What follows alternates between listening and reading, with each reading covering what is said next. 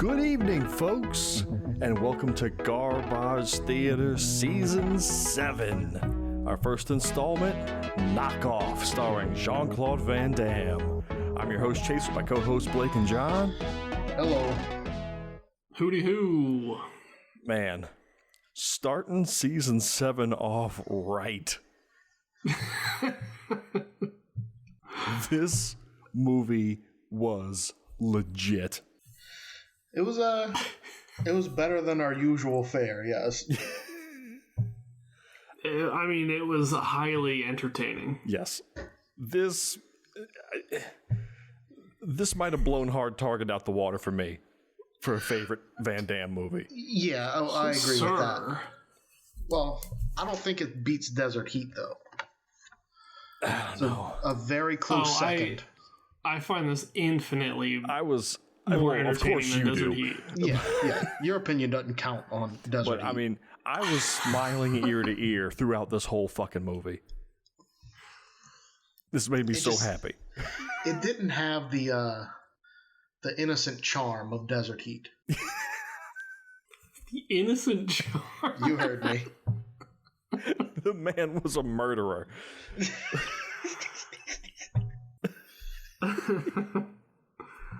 I don't know. I mean, this is like a veteran filmmaker just being like, fuck it. Yeah. I'm doing everything. Before we started recording, John found a little post, a little article about this movie. And the way the guy who wrote, I forget who wrote it, you'll have to, if you know it, say it. But the way he said that all these Hong Kong directors, their first Western movie was like, it was like a resume, not as much a movie. Right. So I'm going to put all the things I could possibly do as a director into it, just to show you I can do it. This was his second movie with Van Damme, right? Like his first one was it Double Team? The one with was it Double Team? Right? Or was it Maximum Risk? It was Maximum Risk, according to the article. Yeah, another one where he plays twins, but yeah, exactly. No, okay, I'm looking at the article. Maximum Risk was Ringo Lam. Double Team was I gotta figure out how to pronounce this director's name. Choi Hark's first Western film. Okay. And it's John Woo also did his first was a Van Damme one. Hard Target, not Die Hard Target. Yeah. So if you guys, it's a really good article. Like if you actually care about this movie, which you it's called should. The Underrated Insanity of Choi Hark and Jean-Claude Van Damme's Knockoff. It's a great read about a great movie. Definitely interesting. Yeah, but full this thing was endorsement. wild. Full endorsement to go watch this movie, folks. If you didn't watch it, stop listening and go watch this movie. It actually is worth watching, I think.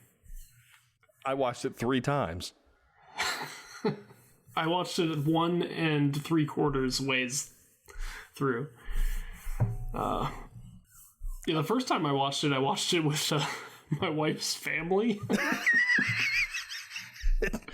I was telling them, like, we're recording this weekend, and I gotta watch this movie, and they're like, "Hey, let's all watch it." I'm like, "Are you guys sure about this?" But like, everyone seemed to enjoy it. I mean, it's crazy. How could you not enjoy this movie? It's bananas. Well, that's what I'm saying. Like, that's an endorsement right there. Yeah, if I had to pick a movie to watch like with mixed company, it'd be this over like the talking fucking cat and shit, you know?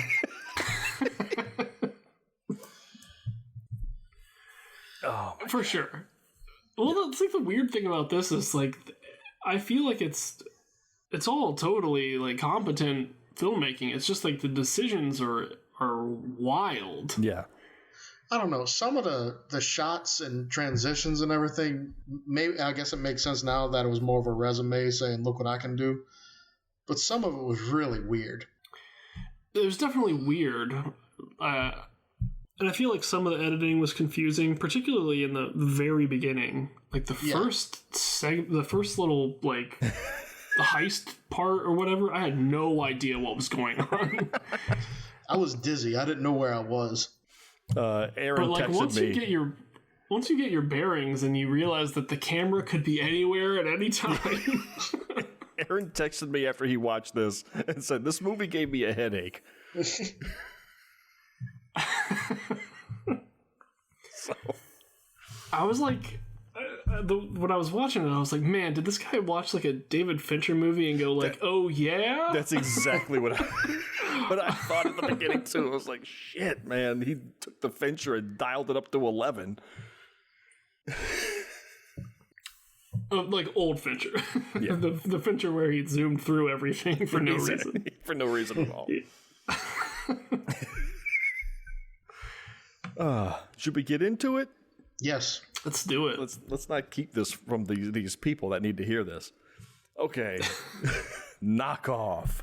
So we open underwater. A team of Russian scuba divers search for some lost crate. A crate of knockoffs. The Hong Kong police arrive on the scene and interrupt their search. And one of the Russians in charge tells one of his comrades, the Tickler. I only caught that was his name the second time I watched it. I didn't catch it at all. This is That news was to me. delightful. Yeah, The coughing guy. the coughing guy with the goatee that does the hands when he fights. Oh, well, okay. That's Makes the sense. Tickler. He's the Tickler. He's the General Grievous of this movie. He gives the signal to the Tickler, and the Tickler hacks into all the internets, and he sets off some kind of decahedron. It could be a screensaver too. We're unsure at this point. Underwater, the crate bursts open, and a swarm of baby dolls all float out to the surface. The police. One of the guys exclaims, "The dolls are loose!" The police set out in their police boats and drive out to where the dolls are starting to surface. And just then, the Tickler flips a switch, and then, whoa! We zoom through one of the dolls' eyes and into the fucking Lawnmower Man universe. And then, bloop, kaboom.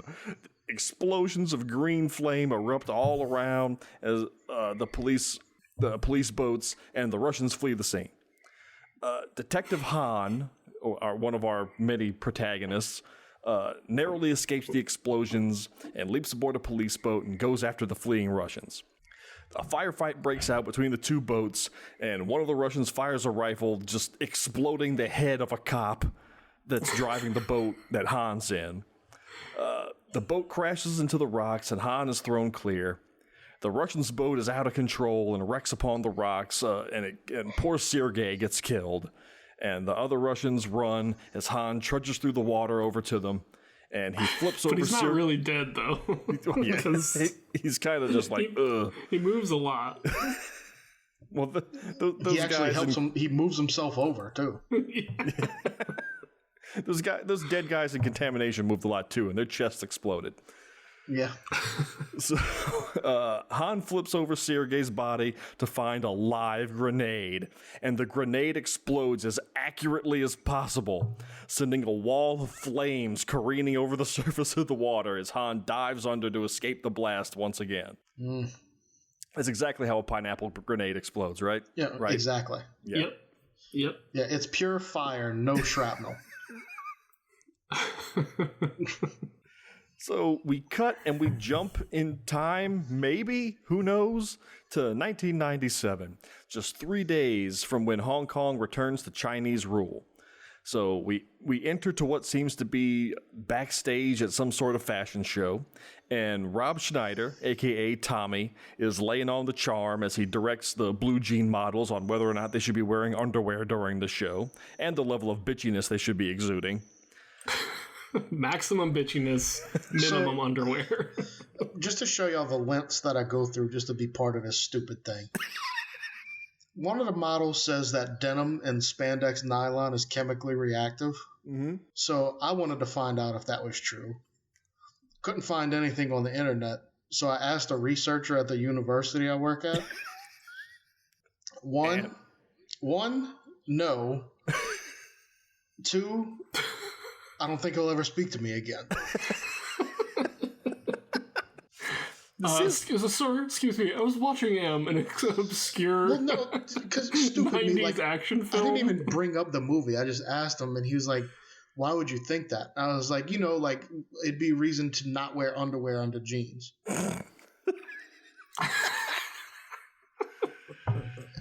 He's like, no. He's like, I don't see any reason why. No, it's not. No. Okay. Fuck no, man. God, no. I imagine a man would get his ass kicked or something like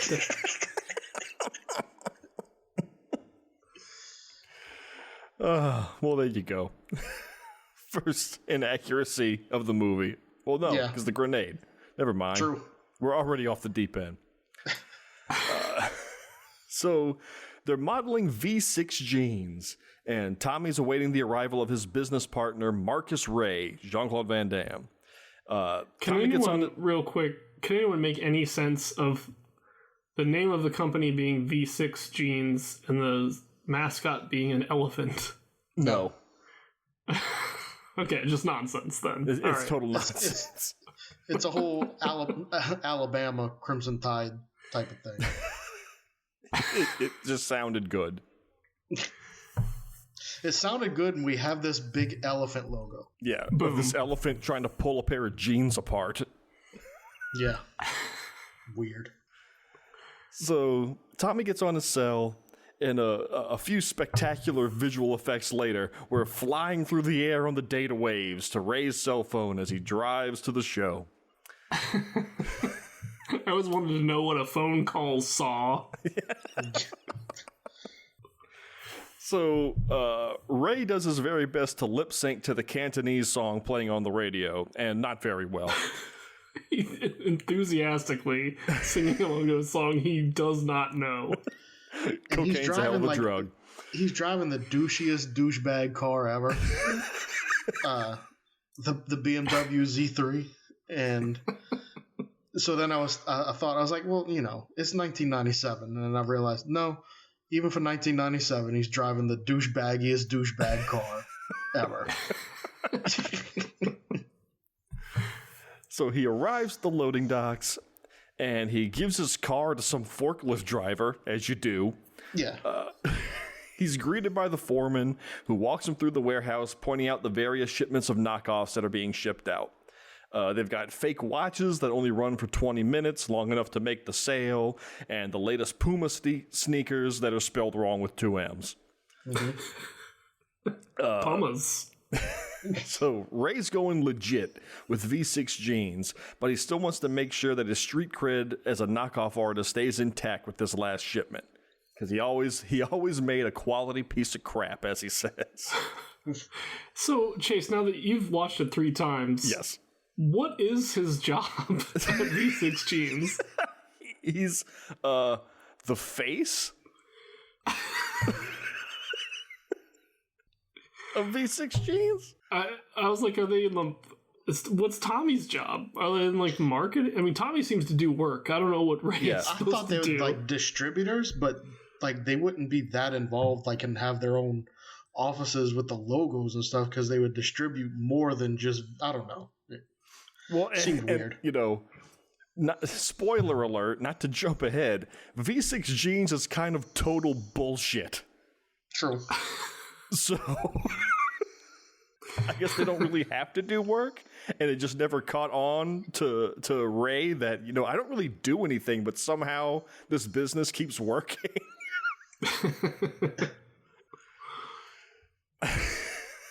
I don't know. So Ray spots a crate of baby dolls, and he starts to inspect them when he gets his hand smacked with a cane. And it's Skinny, one of the top dealers in the Hong Kong underworld. And Skinny he is not, just to let you know. His name is ironic. Yes. He tells Ray to keep his guilau hands off of his merchandise. And he also tells Ray that he's placed a large bet on him in the charity race today, and that's the only reason that he doesn't break his legs. Cut to the Hong Kong 7th annual charity race. Tommy continues yelling at the models and gives their mascot, Packy the Elephant, the business when Ray finally rolls up, much to the models' delight. Tommy starts yelling at him for missing several meetings all day. Ray just blows it off, and he asks Tommy if he has his running shoes ready. So Tommy breaks out a pair of the Puma 5000Xs. The only problem? They're Ray's knockoffs. Wah, wah. So then we're treated to a dynamic shoe putting on shot. Sock cam. As we follow Van Damme's foot into the shoe as he puts it on. Yeah, this is where I was wondering, like, what the hell's, like, who made these decisions? Yeah. It's like, whoa. Because they had to figure stuff out to get some of these shots. Like, he wasn't just on the day just being like, it'd be crazy if we did this shot, you know? Like, they had to make like little models and stuff for the shoes to get these extreme close-ups. And They bought equipment for this. Yeah, they had to do special stuff. Like, this shoe cam was plotted from the beginning. Yeah, it was in the storyboards. Yeah. We gotta have the shoe cam.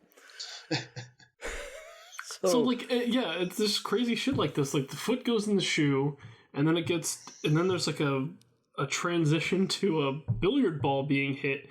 Like, it's just insane. Like, things are constantly moving. Yeah, and the camera follows the billiard ball up the pool cue all the way to the guy's face in rapid succession. Like, they just had the camera on the end of a rope, just swinging it around. I mean, all the camera moves are, it's all really impressive. No, that's the thing. I think I'm not saying it, like, it's done well. Yeah. Like, that opening tracking shot of the fashion show where it's backing through and it goes through that earring. Mm-hmm. Crazy. That was awesome. No, it's done well. It's just weird. Yeah, it's often used to weird effect or to an effect that's not. You're just like, why would you do that? Yeah. Like, it doesn't really. Like, the shoe cam doesn't. That doesn't add anything. Well, it did for me. Style for style's sake. Yeah. So a voice calls out to Ray that it doesn't matter what he's wearing because he's going to get beat.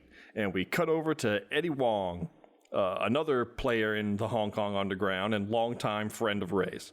They josh around. I'm sorry. I don't think it was Eddie Wong. I think it was Eddie Wang.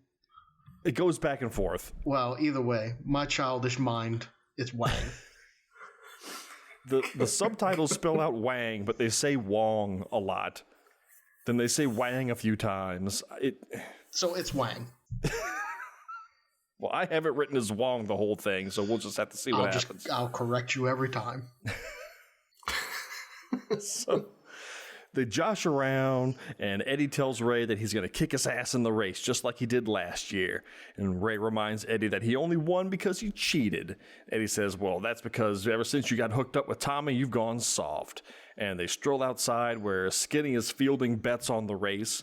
And some punch-up dialogue clears up that Skinny's betting on both Ray and Eddie so that he always wins. And I'm not sure the math on that checks out, but okay. I was just about to say, the worst way to gamble. You're guaranteed to lose. Yes. If I put 100,000 on every single number on roulette, I always win. Yes. So Tommy arrives to yell at Ray about hanging around with these undesirables. And Ray tells him that Eddie's like family despite being cousins with the biggest mobster in Hong Kong. So Ray tells Tommy, he calms him down, and they arrive at the starting line of the race. And did I mention it's a rickshaw race? Because that's important. Very important. Some kind of international rickshaw race. It's like some giant Scandinavian women there. Yeah. Yeah. Well, and they're pretty fast and loose with the rules, too. Oh, yeah. There are no rules. No. It's twisted metal on rickshaws out there. No route. No. It's just point A to B. How you get there doesn't matter. Yeah. Like no height and weight requirements for jockeys. It's weird. So Tommy puts on his helmet and gets in the rickshaw as Ray takes the reins. I don't even know what you call it. Tommy points out that Eddie has the fix in because his passenger is a little person. Mm-hmm. Really angry one, too. Oh, yeah. This dude was pissed. So they take their marks and the race is off. We get some more dynamic shoe action as Ray's knockoff Pumas launch him from the starting line. Which, once again, looks great, but why? I don't know. We were like, whoa, that's a close up on his shoes. You can see the cells stretching. Yeah, it's like from like the commercial, like selling the shoe, where they do the cutaway to show the shock absorbers. Like, this wasn't like a macro lens or anything. Like, this wasn't the actual shoe. This was some prop that they had to build. I was just about to say, they built a giant shoe. So the rickshaws hit a steep decline, with Ray in the lead and Eddie following closely behind him. Several of the rickshaws lose control and wipe out into a crowd of people, crushing them against the wall. Well, that's when I started to realize that, here we go. These Hong Kong stuntmen are all expendable. Oh, yeah. Yes. Yes, there's some bananas shit in this movie, too. Like, these stuntmen go crazy. Yeah, there's one part where I was like, oh, that guy died.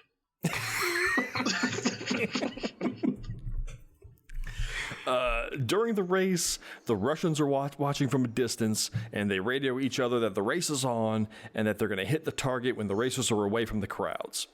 So Ray takes a shortcut and pulls ahead of Eddie, but gets knocked off course. See what I did there? By another, you son of a bitch. By another rickshaw. They have to go down a flight of stairs backwards, and Ray's Pumas begin to explode from the sheer stress he's putting them through. They've got like compressed air blowing them apart as he's running. It was amazing. The toes just like flip up.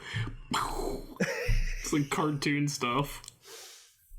So Eddie takes out the rest of the rickshaws, but he's still hopelessly behind Ray. So he takes a shortcut, and as he's running down this alley, he signals down to the other end for another man dressed as Eddie with a child as his passenger to take his place. So Ray cuts through a crowded market alley to cover the distance. Tommy gets an eel thrown in his lap, to which he uses to whip Van Damme in the ass the whole way. Just for a little, comedic levity, because, the exploding shoe rickshaw race wasn't hilarious enough. So whenever they switched runners and, the eel whipping and all, I'm wondering, why is this race so important? They say it's a charity race. Yeah. Neither one of them have any skin in the game. It's just Skinny making stupid bets. Why is it so important? Street cred? I guess. Yeah, a little friendly competition, I guess. Bragging rights? But yeah, like Eddie looks like he's going to have a heart attack. He's running so hard. Whoever wins gets the secret weapon and gets to, choose who doesn't run next time or something? I don't know. I don't know. Because they're putting it out, like I said, the people that are wiping out are going to the hospital. They're dying. They are putting their entire bodies on the line for this. It's life or death. The stakes are high, but undefined. Well, maybe if you lose, instead of getting money for your charity, they take money away from your charity. Let's go with that. So they spot the Eddie double as he cuts out ahead of them, and they wonder how he got so far ahead. Just then, the faux Pumas blow, and the souls come flying completely off of them. It was amazing. The Russians make their move and drive up next to Eddie, the Eddie double, and pull him into the van. Eddie, who's driving to the finish line in another car, sees this happen, and he tells the driver to get him out of here because something's going down. The Russians see that it's not Eddie, and they shoot the poor bastard in the face. At this point, I'm thinking, did anyone see what happened to the child in the rickshaw that's now out of control? Dead too. It's not addressed. So, Ray, thinking that they abducted Eddie, runs up and he hooks the rickshaw to the van's side mirror, and he tussles with the Russian in the passenger seat. The van swerves out of control and crashes into the front of a supermarket, launching Ray and some poor woman in there through the air. The van topples over on its side and slides through the supermarket, destroying it. And then Russians start popping out of it and taking shots at Ray. A bullet hits a knife rack and sends blades flying all over the place as the woman that got thrown earlier jumps up with a gun and shoots one of the Russians dead. There's several, completely unnecessary slow motion everythings during all of this. Yeah, I mean, I think generally I think the hyper stylized action and everything is great, but there's some of the effects that they put on the shots are just confusing and unnecessary. Some of the slow motion is weird. The freeze frames. Instead of slow motion, it's just like 2 frames, It's like an after image. Yeah. They do that after image thing too, which is, I don't know, just looks bad. I don't know what it's for. I'll say it again, and I'm gonna quit saying it after this. But it looked good though. Yeah. Again, it's a demo reel. Yeah, it didn't make sense, but they did a good job of it.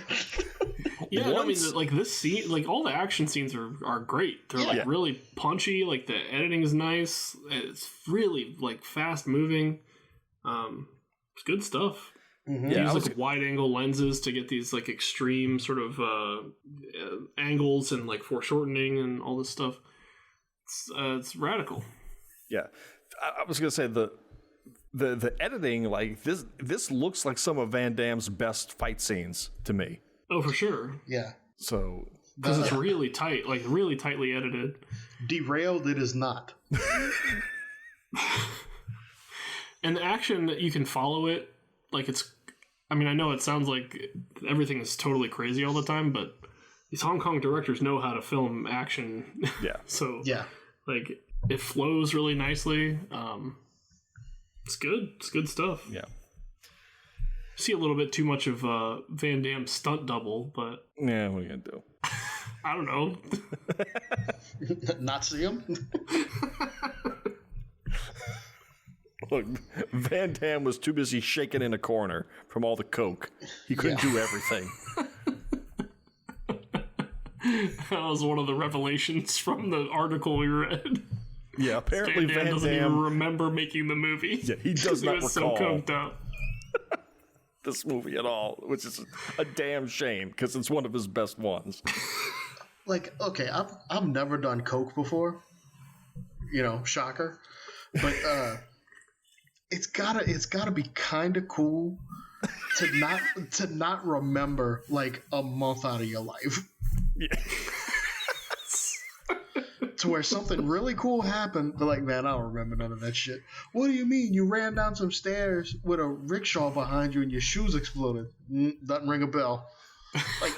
There's something cool about that. Mr. Van Damme, this movie took us half a year to make. How do you not remember it? He's just can't wait to see it. Was Bill there? No, he wasn't there. I seem to remember him there. No, none of that happened. Can't help you, bud. I just remember some nice quiet evenings. And that's about it. I remember sweating. That's about it.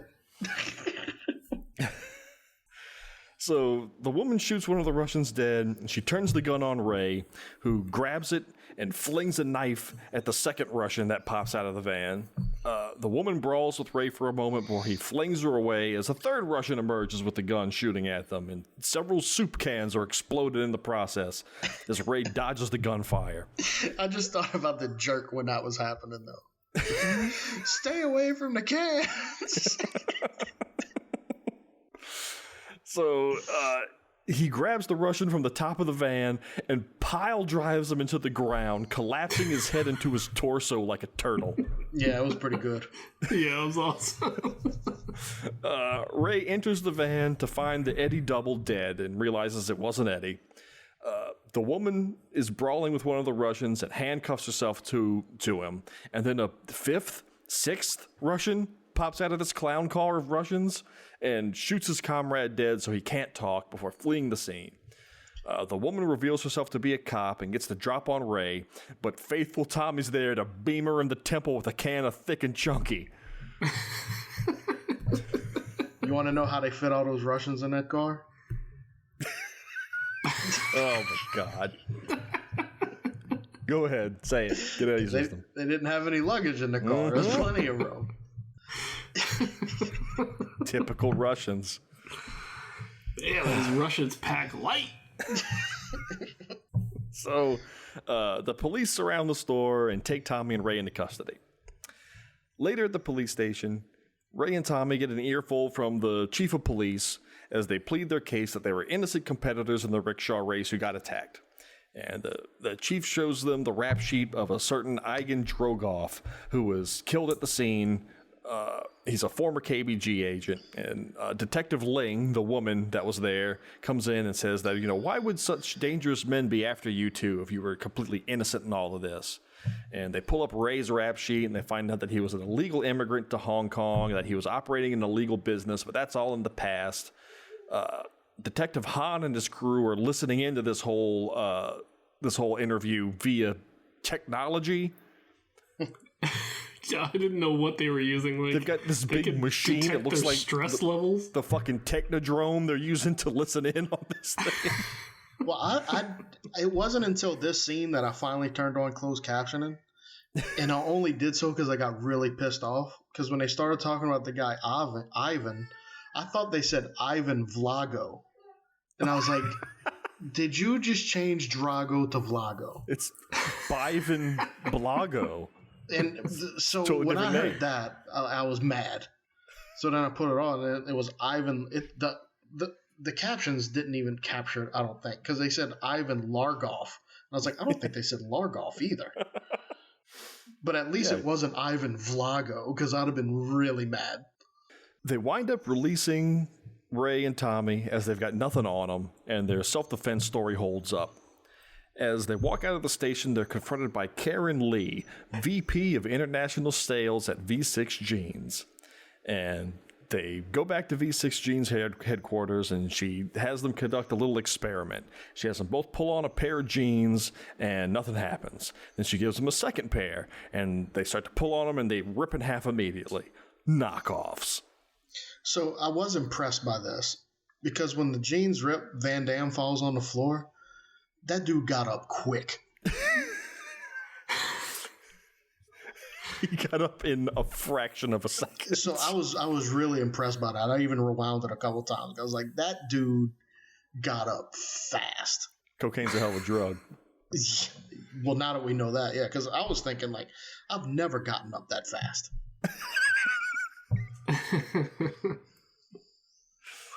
The man's in shape and cocaine. Yeah, well. So she tells them that half of the last shipment of V6 jeans being sent to the States were counterfeit. And they've tracked down the factory of where the knockoffs came from, and the police are going to raid it tonight. And Eddie Wang, his name's on the lease of the factory. So she tells them that she's going to pick them up at 6:30 as they need them to identify the merchandise. And if she finds out that either of them has been mixed up in this knockoff business, it's the prison for both of them. And it was around this point and it's kind of hard to tell just by us explaining it, but when you watch the movie, the way the dialogue set up in this movie is very much on par with the Resident Evil game, the first one. It definitely was reminiscent of that. The cadence in which they speak. Yes. The overall quality of the dialogue. Exactly. Which is like weird, right? Because it was written by an American guy. I looked at the list of shit that dude's done. It's like, holy God, how is Well, how he is really this so phoned it clunky in at on this points? one. Yeah. Well, So, I mean, I wonder how many people it got passed through. Like, yeah. was it translated into Chinese for like people working on the film that didn't read English, and then translated back from that into English? It went from English to French to Mandarin, back to English, and then I don't know, Flemish to end it off. I don't know.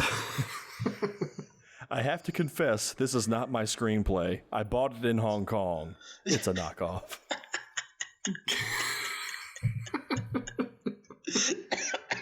That's what happened.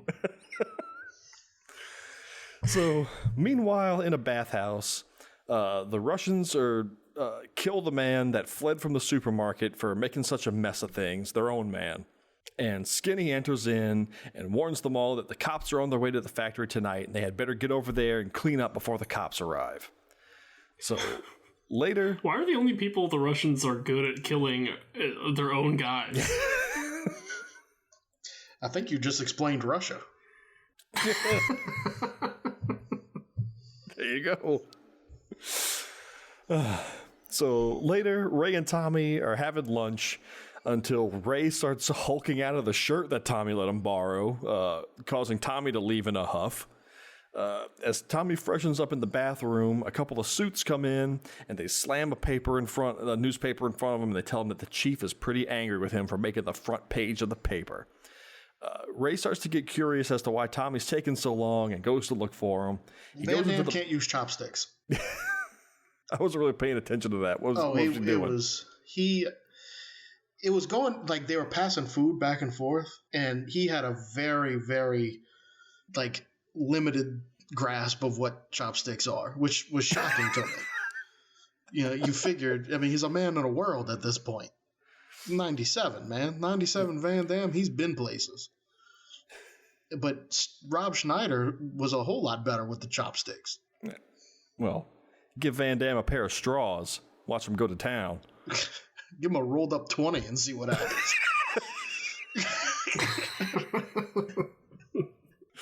So, Ray goes into the bathroom. He sees one of the windows is ajar, and he looks out, and there's one of the suits is out there, and he yells at him to stay out of this. So Ray leaps out and knocks him almost off the building to his death, as a second suit comes running up to help him, and he gives him the slip, and he's making his way up to the roof, and he can hear a man talking to Tommy, and he overhears the man telling Tommy that he needs to handle Ray better so that they can get to Eddie. So Ray jumps up and attacks them both with a pole, and he pushes them, and he dangles them off the side of the roof. It was very Gang Beasts. Just kind of clumsily pushing each other around. Yeah.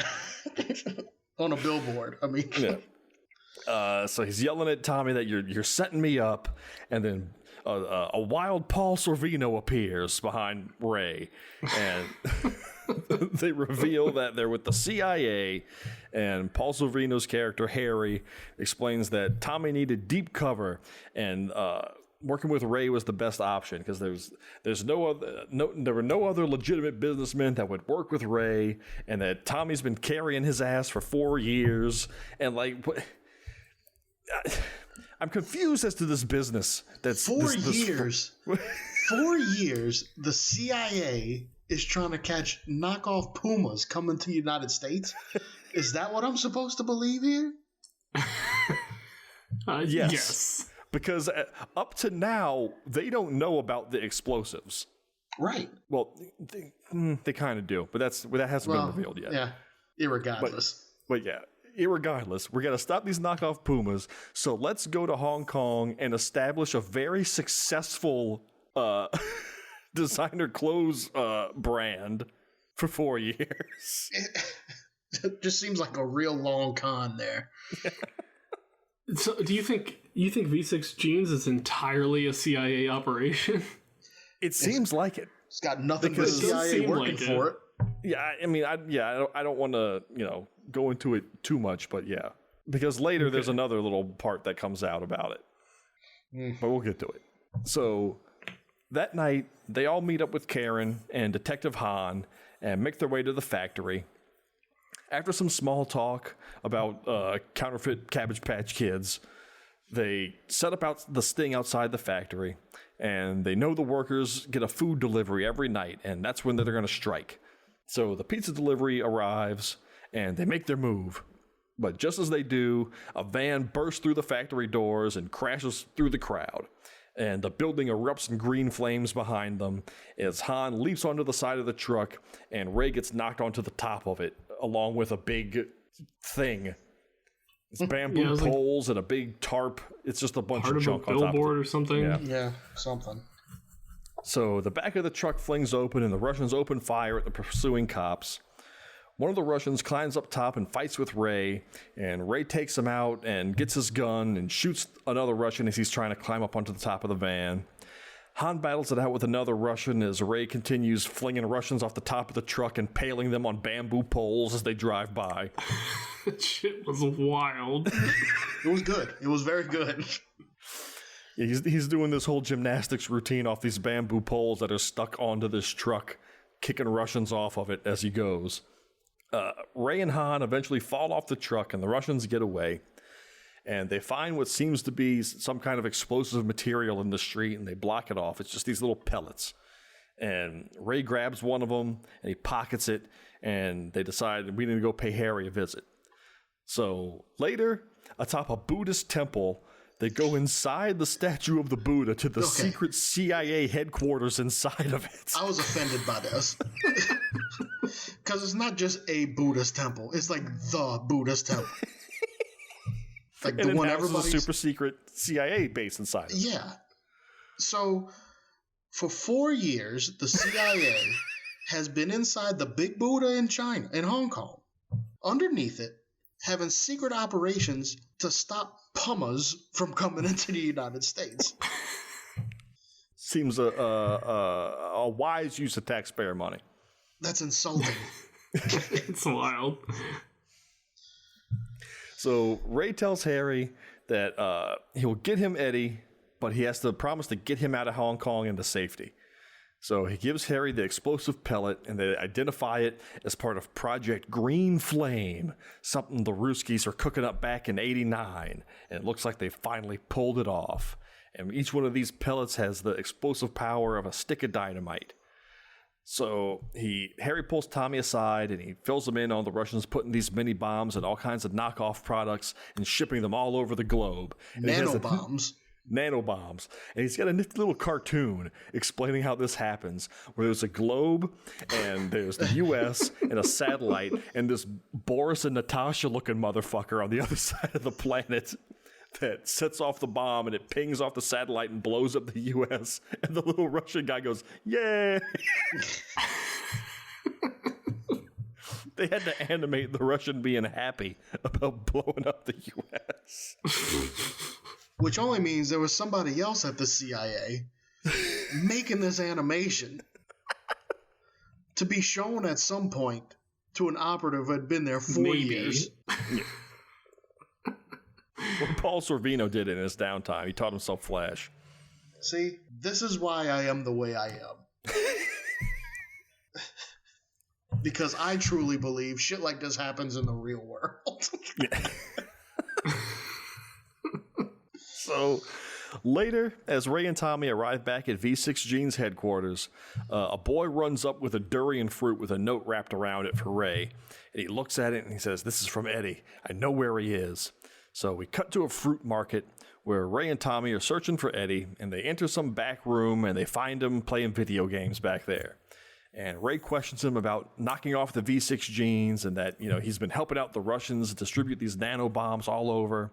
And Eddie tells Ray that it was all Skinny's plan, and once he found out that there were bombs in the goods, he sunk the latest shipment to the bottom of the bay, and that was the dolls that we saw in the beginning. Ray tells Eddie that the CIA will protect him if he gives up Skinny. And Eddie tells Ray, "Well, hang on a second, because I got something for you in this safe. It's something mind-blowing, and I was going to sell it to the highest bidder, but I think I should show it to you." And he opens up the safe and looks inside, and he hears beeping, and a fucking rocket launches out of the safe, hits Eddie in the stomach, sends him through the brick wall, and explodes him on the wall of the adjacent building. He got fucking Mulan'd. Amazing. More like Eddie Bang. Jesus. So what was he trying to show him? The rocket? I guess. No. I think he was gonna show him the nanobomb, right? Yeah, because he opens the safe and there's a nanobomb on the shelf. Yeah. Well, then how did the rocket get there? There's also a rocket in the safe. Somebody put the rocket in there. So he didn't know the rocket was there? No. A whole ass rocket. They didn't know. It must have been that crafty tickler. Oh God. No, we know who it was. We know who it was. We do know. Yeah. Damn it. So the factory workers all flood in and chase after Tommy and Ray, and a massive brawl breaks out, and Ray throws Tommy onto a cart and launches him out of the factory. And Ray goes 1 on 200 as he fights off a small army of men with machetes. This was very, very Hong Kong martial arts film. Like, yes. So I'm starting to wonder, like, was this one of the fight scenes that why can't I talk? How they took out some of them that were choreographed by what's his name? Shit. Sammo. Sammo Hung. Yeah, Sammo Hung. Yeah. This had to be one of them that stayed in. Yes. Because I think he probably did the choreography for the whole movie. Okay. Yeah, from what I read, it sounded like he did all of it, but they took cut some of a it. tremendous amount of it out. Because like the way he would like swing the chairs around and all that, I was like, yeah, that's real Hong Kong right there. Yeah. You could take, like the whole thing felt like a Jackie Chan. Exactly. I was gonna say you could take Van Damme out and put Jackie Chan in there, and it would fit perfectly in any Jackie Chan movie. Exactly. It was really well done. Which was impressive for Van Damme. Yeah, especially when he's on coke. He doesn't even know where the fuck he is right now. It just helped He's him do it. pulling off Jackie Chan shit. Van Damme on. Sammo Hung was like, "Can you pick up that chair?" He's like, "Yeah, I can pick up a chair. We'll pick up something else. You want to see me pick it up? I'll pick it up right now." That was not a breakaway chair. No. Van Damme on coke is like him going Super Saiyan. So, the big fight that I had read that like really got chopped down was the final fight between Ray and that very last Russian. Right. On the ground of the dock at the end of the movie. We'll get to the guy with the hair. Yeah. Yeah. Like most of that fight got cut out. So he wraps a chain around his arm for protection against the machetes, and he fights the guys off. It's a spectacular fight scene. Mm-hmm. He finds a moped amongst all the fruit, and he rides that through the factory until he jumps out a window. Flings it at everybody before jumping on it. Yeah. And that was just him, like, he just wanted to take a break. Yeah. Just pure coke strength. Oh, I gotta take 5 minutes. Just 5 minutes. Just 5 minutes real quick. Oh, here's a moped. Yeah, the moped was not supposed to be in the scene. Yeah. He just grabbed it. And then he was gone for 3 days. He rode off on the moped. Nobody saw him. So he catches up with Tommy, and they steal the surveillance VCR so that they can check to see who's been coming and going from the factory. They jump out another window to the street below and escape into the crowd. Tommy heads back to the office while Ray goes looking for Skinny. And he finds him in a parking garage where Skinny accuses Ray of killing Eddie.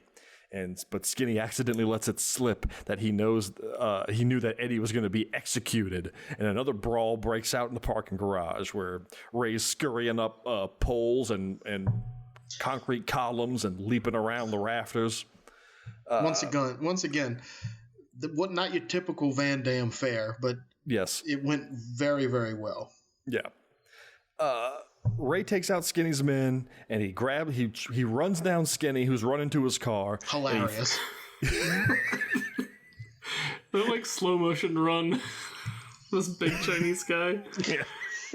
And he kind of like he looks like a fat version of Mickey Rooney's character from Breakfast at Tiffany's? Yes, he does. I'm just laughing. So Ray grabs Skinny, throws him in the backseat of the car, trapping him in there with a clever use of the reclining seats. Pretty slick. He he drives away as another horde of Skinny's men rush in. He launches the car off the second floor of the parking garage, and it careens down onto a truck of water bottles, and it flips over and lands on its wheels, and they drive away. And you can see the fear for their lives in these stuntmen's eyes as they run from this car. So many people almost got crushed by that car. Look, it was in slow motion, so you could see. Like, one guy barely made it out the way. Yeah. I mean, the last guy that was, when it hit the ground, he barely got away. He waited till the last possible second to move.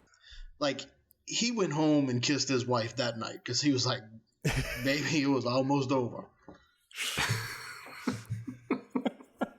There was a Cutlass Supreme with my name on it.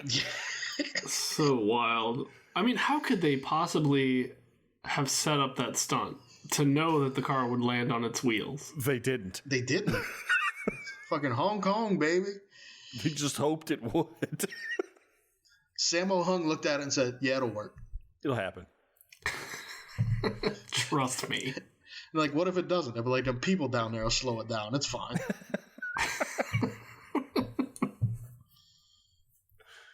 So they drive away, and Ray tells Skinny to start talking. Back at V6 Jeans, Karen meets up with Tommy, and Tommy's all slashed up. His back's all cut up from getting hit with machetes. So she starts patching him up from the fruit market battle. Back at the CIA Buddha, they're questioning Skinny, and Ray gives Harry the VHS tape of the fruit market security, and they play it, and they see Karen on the tape. So Ray hurries out of the Buddha so he can get back to Tommy to warn him when the Buddha erupts into green flames behind him. Oh no, Paul Sorvino's dead. So damn it, we only got like 2 scenes out of him. Yeah, and a national landmark is destroyed. So back at V6 Jeans again, Karen is like laying it on thick, feigning interest in Tommy, so he gets his guard down so she can handcuff him to a couch. She pulls a gun on him and starts questioning him just as Ray arrives, and he tells Tommy that she's in on it somehow. So Karen and Ray battle it out as Tommy tries to break loose, and Karen holds her own against Van Damme. Mm-hmm. Yeah. She straight up like linebacker tackles him through a door. He eventually gets her gets her in a headlock, and Tommy gets loose. He gets a gun and puts a gun on her, and she tells him to check her pockets, and they find her CIA ID, and they check it in their CIA ID checking machine that they have at the jeans company. Well, all it was is they were just putting black lights on the ID. They did it earlier on the roof, too. We didn't mention it. But that's how they check CIA IDs? Like, that can't be faked. Yeah. When you have the resources to spend 4 years in Hong Kong and build a base inside the Big Buddha, you got animation guys making fucking Mr. DNA videos and shit. You can come up with something better. So they let her loose. But yeah, like her reveal to be CIA. I was like, does anybody work at V6 Jeans? Yeah. It's all CIA. That's what I mean. It's all CIA. The whole thing is bullshit. It doesn't make sense, though. Yeah, because like, they have to have a real operation. Are they trying to bust themselves? No, I don't know. They are the knockoff artists at this point. Yeah. It's like that. There was a news story a couple years ago where some undercover cops raided a drug house, and all the drug dealers in there were undercover cops too. Cue that Spider-Man meme. Exactly. Mass confusion. I think somebody even got shot in the leg or something. Jesus Christ. So she explains that there's a mole somewhere in this unit that's been dispatched to create V6 genes, and she was sent in to fish them out. So Tommy and Karen head out to the handover ceremony because they think that if we go to the handover ceremony, we can find some agents that aren't involved in this, and they'll probably be trustworthy and they can help us. So Karen, while they were in the scuffle with Ray, Karen dropped her mini bomb detector, and Ray finds it, and he's looking at it, and he sees that there's a reading on it in the building. And before Karen and Tommy can get out of the building, the Russians arrive, and they take them captive. Ray's searching for the source of the signal when he realizes that it's in the rivets of the jeans that he's wearing. So he takes them off and tosses them, and... Thank God. There has to be a Jean-Claude Van Damme underwear/ass shot. Yes. It's in his contract. They kept finding any reason to get him out of them clothes. Yeah. So he jumps on the computer and he looks up the pier that the shipment's leaving from and starts to get changed. A Russian sneaks in and installs a bomb on the door of Ray's office, rigging it to blow once he opens it. So he gets dressed, opens the door to find Detective Hahn standing there with an unconscious Russian, and he's holding the bomb in his hand. So thanks, Detective Hahn, for psychically knowing this was going to happen. Thank you for contributing something to the movie. Yeah. This was supposed to be Jet Li, mind you. Yeah, I'm sure he would have done more if it was Jet Li. Yeah. So later, Han and Ray drive out to the pier where the bombs are being shipped. It's also where Tommy and Karen are being held captive on a freighter. And the Russians tell them that they're going to make them swallow a handful of mini-bomb rivets, or they're going to pour acid down their throats to get them to open up. So Tommy spots Harry, Paul Sorvino, with some other CIA agents moving around in the distance. And so he starts to, play for time. When gunfire rings out as Harry's men shoot the Russian with the acid dead, spilling the mini bombs all over Karen and dropping the acid down onto the ropes that she's tied up with. And Tommy tells Harry to cut him loose, but he doesn't. And Harry lights a cigar and he gives it to the tickler, who's on his side. And Karen puts it all together that, Harry's just a partner with the Russians and Skinny, and he's just eliminating them as he no longer needs them. So Han gets on a crane as Ray drives up alongside the freighter in a boat, and Han drops a hook down that Ray grabs onto, and the boat keeps going, and he climbs up It's a very convoluted way to get onto this boat. Yeah. Harry tells them that they plan to hold the world hostage for $100 million a month, or they blow up the bombs. And Ray makes his way on board, and Han also zip lines down the crane line to the freighter. Ray finds controls to the crane that's on the freighter and drops it down onto the wheelhouse. The ship veers and shifts, knocking Karen and Tommy over. Tommy's able to pick up the vial of acid in his mouth and throws it in the air, and Karen kicks it and launches it at Harry, and it explodes, burning his arm, and he scurries away. Ray pops up, and the slip and slidey action sequence starts. What the fuck was this? Because everything's wet now, because the ship moved and water happened. Yeah. So everything's wet.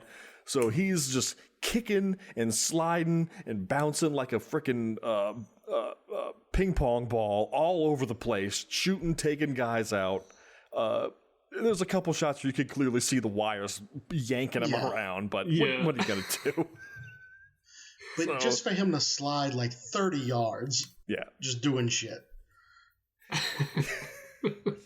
At least it was wet, so it was more believable than that Seagal slide we've all seen so many times. This is true. And to its credit, it was entertaining. Yeah. Yeah.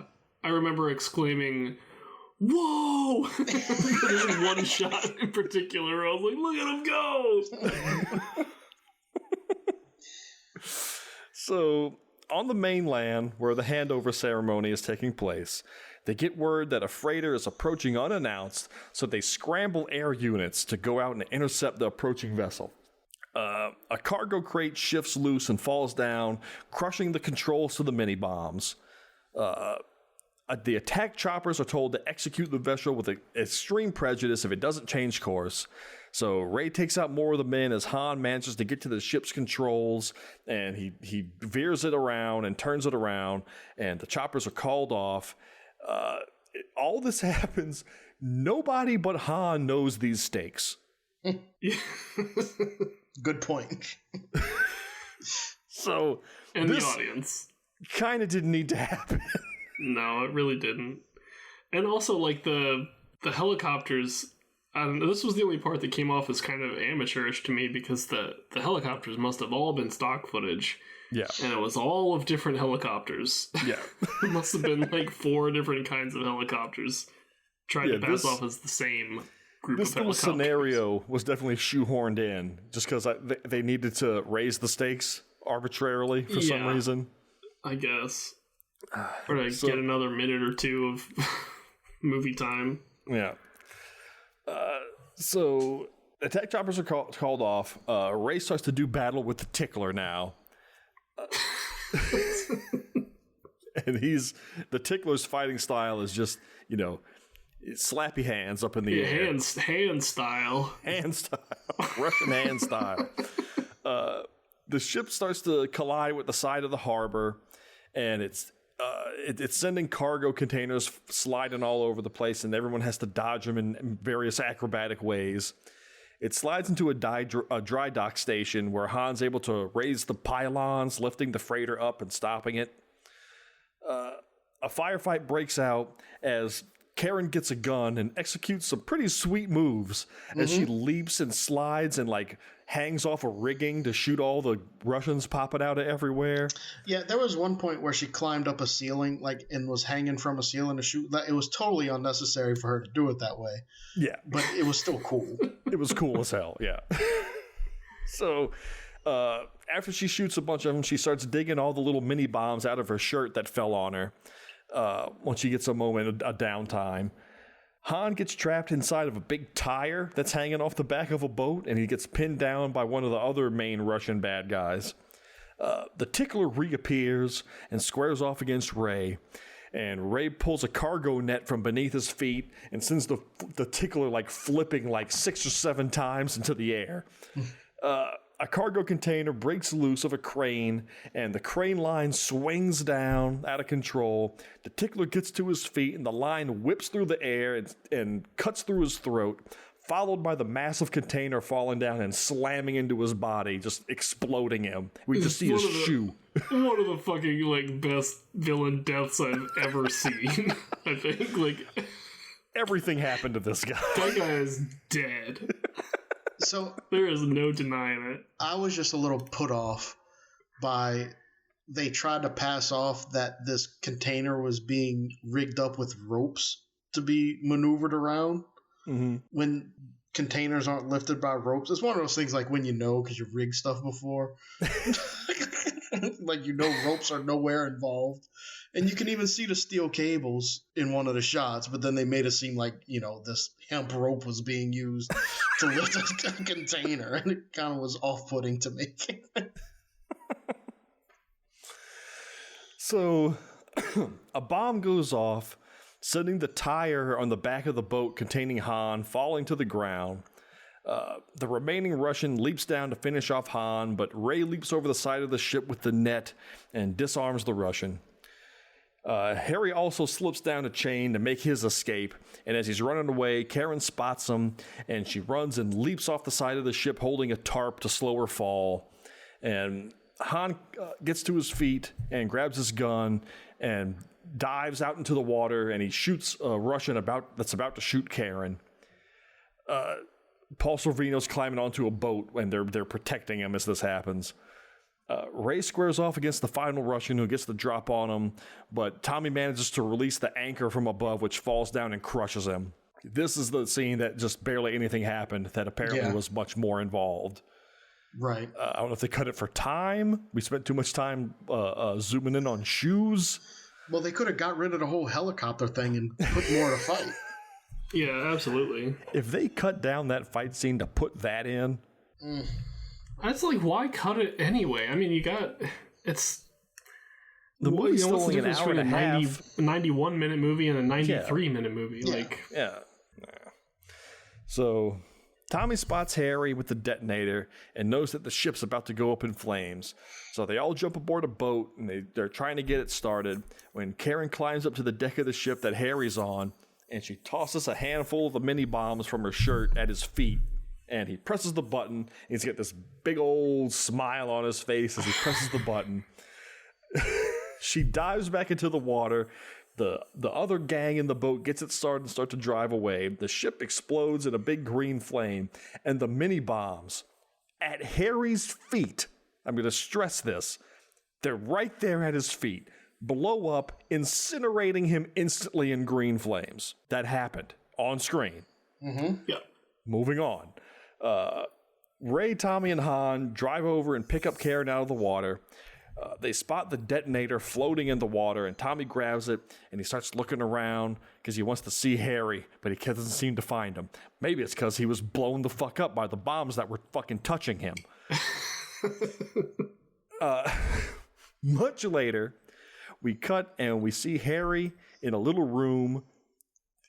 Harry, he's alive. We see Harry. There's Harry. He's right there. There's an explanation for this, I think. We see Harry in a little room wearing his secret agent hat from Jurassic Park, and he's putting little bombs into toy dinosaurs. So the whole plan went kaput. So he's going to start over himself. He's rebuild from the ground up. So Ray and Tommy are sitting at a bar drinking, and Tommy pulls out the detonator. And Ray says, why do you have that? That's evidence. You can't be playing around with that. And Ray flips the switch on the detonator, causing the toy dinosaur that Harry's working on to start beeping. He looks up at the camera, and it blows up. And we see Ray and Tommy at the bar, and in the background out the window, you see a building explode like 2 blocks down. Genius, by the way. And it's like, oh, well, would you look at that? And so they go back to drinking as fireworks ring out across Hong Kong and the credits start to roll. What a weird choice. Like, what is this scene about? Blake, what's the explanation? How is Paul Sorvino still alive? Because that wasn't Paul Sorvino you saw climb up on that boat. Gasp.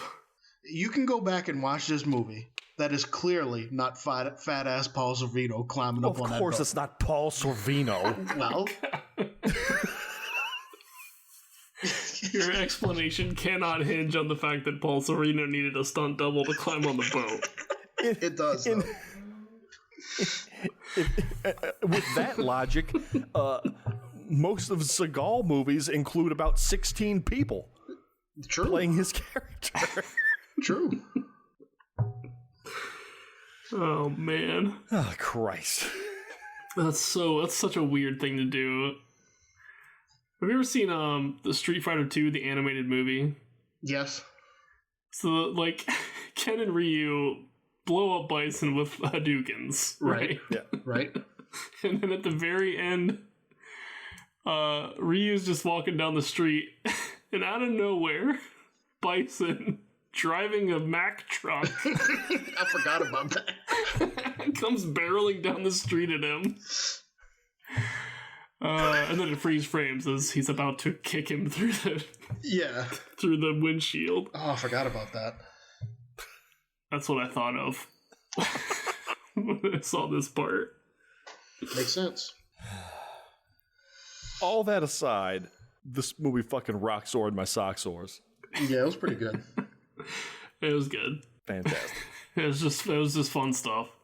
I didn't even dislike Rob Schneider. He did good. No, I liked the charisma between them, the two of them. Yeah, they had a thing going. They should make a knockoff too.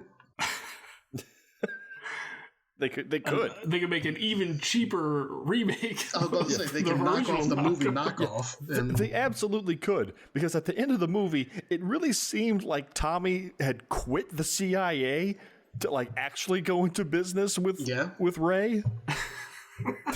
We need to write some letters. Because they're talking about doing other ventures. Like, did he just stop being a CIA agent?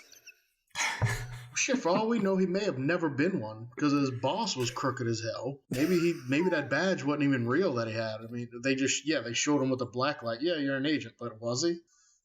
We don't know. I can't argue with that either. That logic. Holy Lord. Okay. And with that, it's time for the quiz. Just a little explanation for those who haven't listened to before. Each episode, the host that picked the movie at hand will ask the other host a series of 5 questions pertaining to the on-screen events of the movie, no matter how trivial. And they must do their best to answer said questions. And the 2 hosts with the most questions at the end of the season will face off head-to-head in our series of specials, and the loser is doomed to moderate. John. I like how you added no matter how trivial. Thank you. Yes. Yeah. Just got to put that up there so then when people are like, who in their right mind would ever pay attention to that? Well, we do. We do. Okay. You guys ready? Yes, sir. Yeah. All right. Question number 1. When Ray is driving to the fashion show at the beginning of the movie, listening to the song on the radio, what does the display on the stereo say? Oh, God. I'll give you a hint. It's what he's listening to.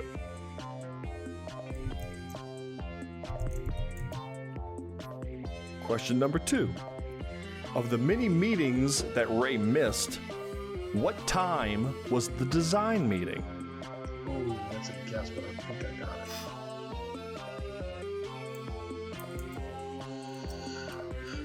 it. Question number 3. How many rickshaws are competing in the charity race? Damn it. Oh, man.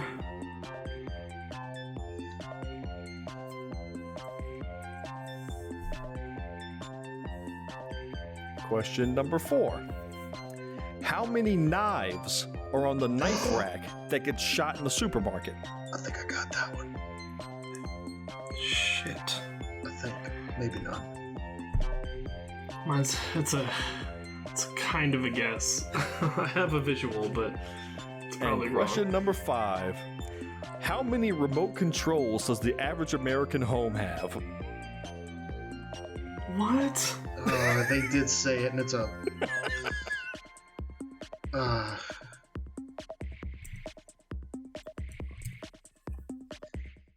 And that's it. Okay. Question number 1. What is Ray listening to on the radio on the way to the fashion show? I put FM. What does it say? FM. Pop music? Nope. It says tape 2. Oh. Ah. What time was the design meeting? 10:30. 11:15? 11:30. Oh. Can we both get half a point? Oh, no.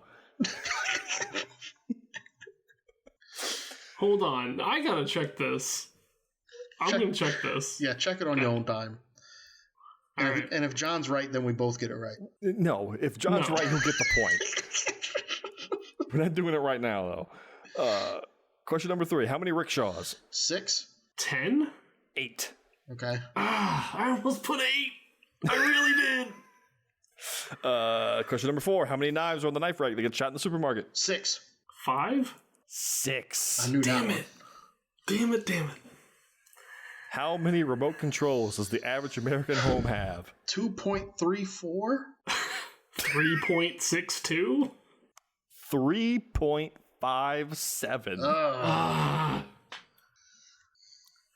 John with the possible whiff. A possible, yeah. I'm pretty confident that it's 11:15, but I don't think so. I'm pretty confident it's 11:30 because I had to rewind it to get it. Yeah. I had to rewind it to take the note. I watched the movie 3 times. I had Cinnamon Toast Crunch for breakfast. I had Booberry.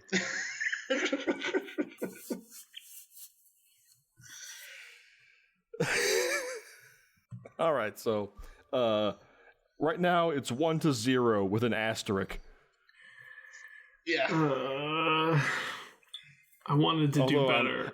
I'm hesitant to let that even go because of previous shenanigans with the score in previous seasons. No. If he's right, he's right.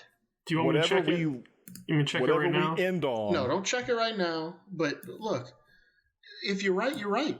That's what they got instant replay for. Just because you got burnt on it doesn't mean that they don't instant replay the day after the game ends. Well, it doesn't matter. It absolutely matters by your logic. No, it doesn't matter when you check it. As long as you know before the next game, then you just change the score. No. The total score doesn't matter until the end of the season. The day after they end. Because the score doesn't matter till the end of the season, Chase. They still don't do it. I know. Tell me when they ever change the score of a game after the game's over. They don't. But if the score, no, but listen, if the score didn't matter until the end of the season, then you could. Whether John adds a point or takes away a point, at the end of the day, when it comes down to the nut cutting at the end of the season, it doesn't matter. Listen, while you jerks were arguing, I checked it, and I'm right. No, you're wrong. Shut up. You said what time was the design meeting, right? Mm-hmm. Yeah. All right. Do you want me to send you a screenshot of the subtitles right here? No, just say it. At 10:30, we had a fashion show. At 11:15, we had a design meeting. Sounds like concrete evidence to me. Play the X-Files music. 1-1. All right. 1-1. I hope that point makes a difference for you, John, when you're sitting how many behind. Well, I hope so 10. Too. But now this calls into question every question you've ever asked. Which is exactly why I don't want to allow this bullshit. I think it's good. Not bullshit. I think it's good. Because that just means one of us could make up something just hoping nobody looks it up and really start fucking everything up. Which, that's something I would do. So please keep checking. Otherwise, the integrity of this game goes out the window.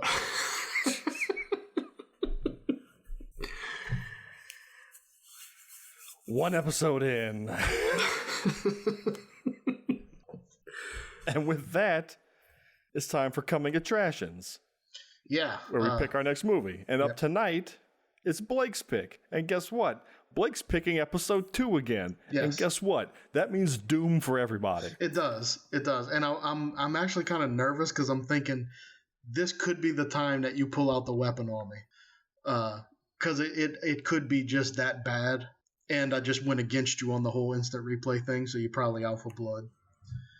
But anyway. So it's episode 2. I knew I had to go big. So I made myself a checklist. Does it have big name actors? Check. Does it have a big name cameo? Check. Big name studio? Check. Big original title? Check. Oh, God. Bigfoot? Check. Oh, no. Bigfoot on movie 2 has never come out well. So we're talking about 2012's Bigfoot. That was a big original title. Starring Danny Bonaducci and Barry Williams. Oh, come on. With a cameo by Alice Cooper himself. Hell yeah. As Bigfoot. No, not as Bigfoot. And the part that I'm scared to say, it is an asylum movie.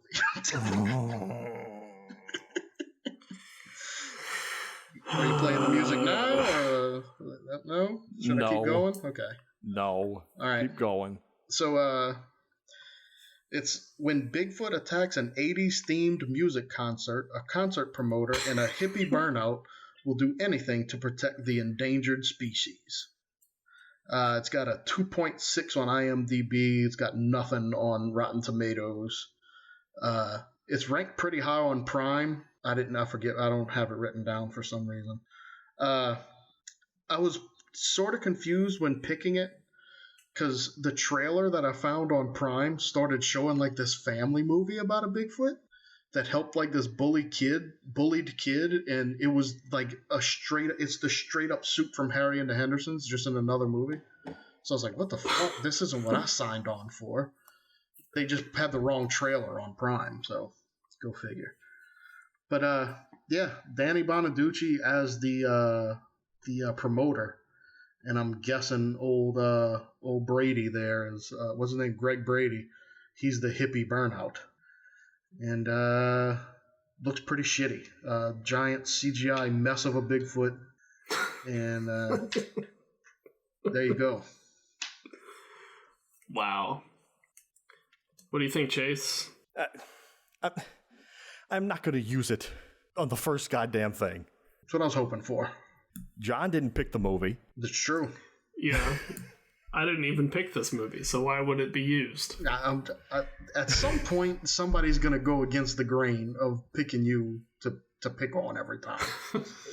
Look, here's the thing about this season.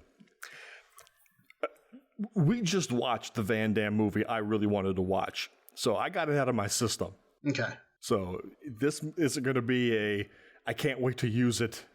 It's done. No, I'm hanging on to this one. Okay, good. And John and Chase, just so you know, I'm making this promise now. I will always use my weapon against John. Every single time. Well, my comfort is that you have never gotten a weapon. So Yeah, I have. Yeah, once. Yeah, and I took away a John pick. Yeah. Oh, okay. Didn't I take away Neil Breen?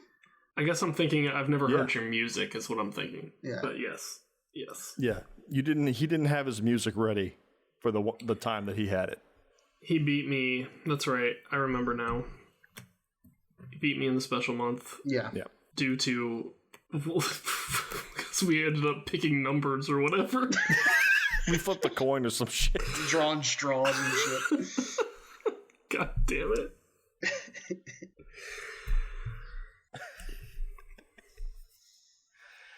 Oh, yeah. Fantastic. So there you go, folks. Oh, also one point I forgot to mention is one of the things that people keep talking about with this Bigfoot movie is usually in the asylum movies, as we know, the actors know they're just in a shitty asylum movie, so they don't try too hard. But apparently Bonaducci and Williams treat this as if it's their next big break. So they're really going for it in the movie. That's what you want to hear. Yeah. Marvelous. Well, there it is, folks. Season 7 underway. We're pulling out the asylum card already. I couldn't help when I saw who was in it. I was like, come on. I already have a headache. Yeah, I'll make you this promise. I'm probably never picking a asylum movie again. I like picking them just because everybody hates it. It's so bad.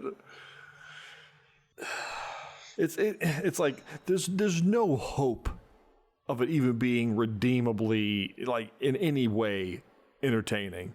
I don't want it to be. You know for a fact this is going to be torture. I've always said I'm going the mean-spirited route. I'm not doing this to have fun. I want y'all to hate every minute of it.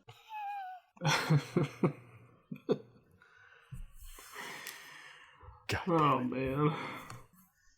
All right. So that's it. Next time, we will be watching Asylum Films Bigfoot, starring Danny Goddamn Bonaducci. And Barry Williams. Barry Williams. How could I forget? Yeah. They had a celebrity boxing match, too.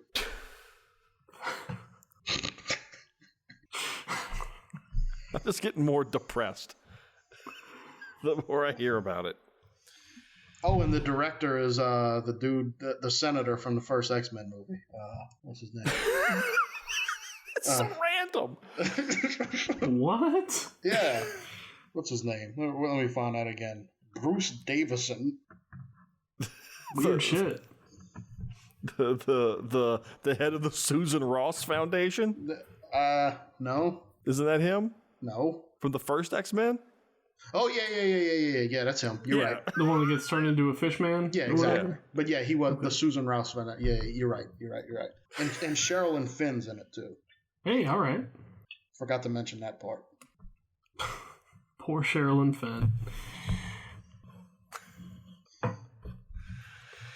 So before we sign off, are we doing Say Something Nice? Or that's what I'm getting to now. Before right. we sign off, we have to say something nice. If our mothers taught us anything. Mm-hmm. Oh, that's easy with this movie. Very easy. The movie was fantastic. The fight scenes were awesome. Like especially I really enjoyed the warehouse fight.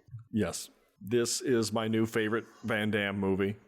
It's one of my favorite action movies of all time, I think now. Jesus Christ. I plan on watching this many more times. This is entering regular rotation for me. The rotation. No, it was a lot of fun, for sure. And just to say something other than great fight scenes, like I mean, watch it for just the crazy shot choices. Yeah. Yes. I mean, really creative, over the top, like shot choices and camera moves, just wild stuff. If anything will bring you closer together with your in-laws, it's this movie. Boom. It was funny, man. Like my father-in-law was like on his phone Googling stuff about the movie afterwards. He was like super interested. He found that article, actually. Hey! That's awesome. Fantastic. Way to go, Claire's dad. Get it. All right, that's it. Signing off. We'll see you next time when we watch Bigfoot. Wait, hang on. Okay, just putting in Bigfoot into a search is gonna give like a billion things. You would think. So, and I'm sure there's more than one Bigfoot asylum movie too. You would think so, and you'd be absolutely right. So to make sure everybody watches the right one. 2012, Danny Bonaducci. Yeah, it's the only ones starring Partridge Family and Brady Bunch alumni. I think you'll find it. I don't believe that either. I think it's fine. You'll find it. Okay. Search by director and put in the senator from X-Men director. The fish senator from X-Men. Okay. Signing off. We'll see you next time for Bigfoot. Thank you for listening to Garbage Theater. As always, you can find us online at facebook.com/Garbage Theater, on Twitter at Garbage_Theater, and on Instagram at Garbage_Theater. If you'd care to leave us a review on iTunes, we would very much appreciate it. And if you have a movie suggestion or just want to reach out to us, you can contact us at any of our social channels or email us directly at garbagetheaterpodcast@gmail.com. Don't forget to like and subscribe for all the latest episodes and happenings. Good night, and see you next time, folks.